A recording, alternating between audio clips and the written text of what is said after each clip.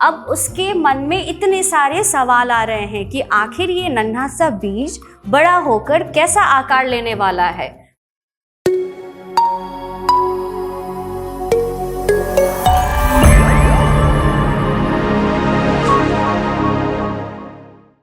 Good morning everyone.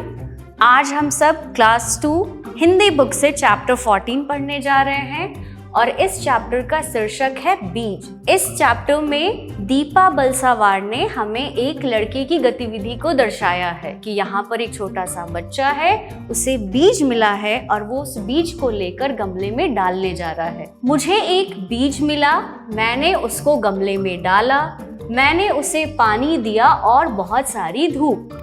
वो छोटा बच्चा कह रहा है कि उसे एक बीज मिला, उसे वो गमले में डालने जा रहा है और गमले में डालने के बाद वो उसे धूप और साथ ही साथ पानी दे रहा है ताकि वो बीज बड़ा हो जाए। लेकिन अब यहाँ से वो बच्चा सोच में पड़ रहा है कि आखिर वो बीज बड़ा होकर कैसा आकार लेने वाला है।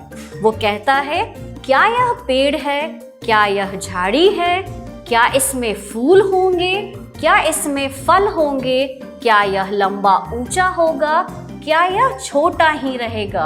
अब उसके मन में इतने सारे सवाल आ रहे हैं कि आखिर ये नन्हा सा बीज बड़ा होकर कैसा आकार लेने वाला है।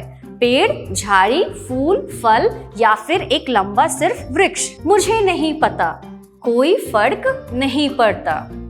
और आखिरकार वो बच्चा कहता है कि कोई फर्क नहीं पड़ता कि वो बीज कैसा आकार ले रहा है, बस वो बीज बड़ा होगा और वो उसे ढेर सारा पानी देकर और भी बड़ा करने की कोशिश करेगा।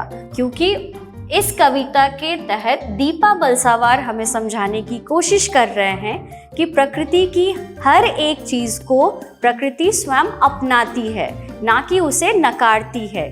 इसीलिए आखिरकार उन्होंने इन शब्दों का इस्तेमाल कर हमें बताने की कोशिश की कि कोई भी चीज़ हो, चाहे वो छोटा या बड़ा, हर एक चीज़ को अपनाना ही हमारा व्यवहार होना चाहिए। अब इसके प्रश्न है यहाँ पर, बीज कहाँ मिला होगा?